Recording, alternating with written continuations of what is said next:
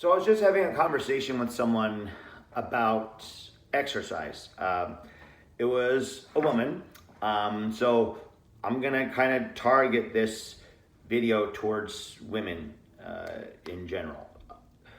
When when women start to think about strength training, they generally have a few reservations.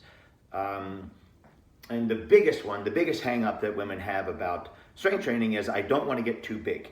I don't want to be a muscle girl. I want to stay feminine. And it's a valid concern, but it isn't. Uh, the, the like disconnection with reality that people have when it comes to strength training is it's a little frustrating for a person like me. I've been training with weights for 30 years, legitimately 30 years straight. I've never not trained with weights for 30 years straight. I started when I was 13. I'll be 43 this year. And I've never taken any time off from weight training. Maybe a week here before a surgery or something happened there and I couldn't lift weights for like a week. But that's it. For 30 freaking years, I've been lifting weights. And I'm about 20 pounds heavier than the average man. I lifted weights all throughout my 20s, all throughout my teenage years. And I'm a little bit bigger than the average man.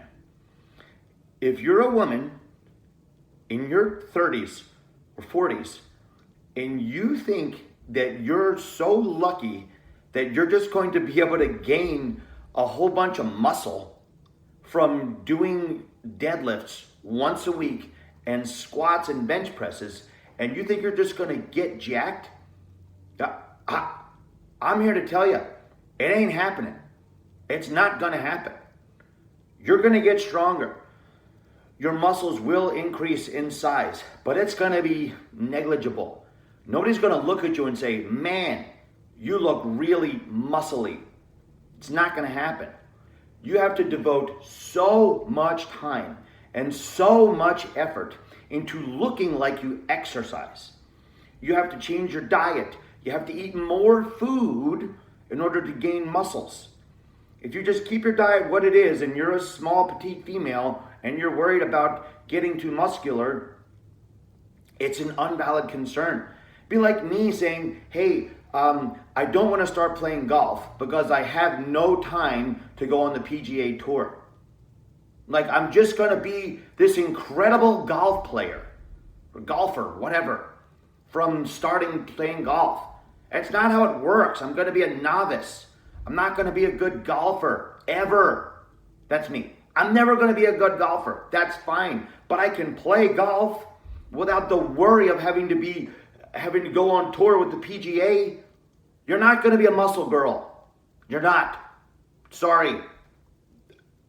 I mean, maybe you are, but it's 1 out of 63,000 girls is going to be a muscle girl, and odds are it's not you, especially if you don't want to be a muscle girl.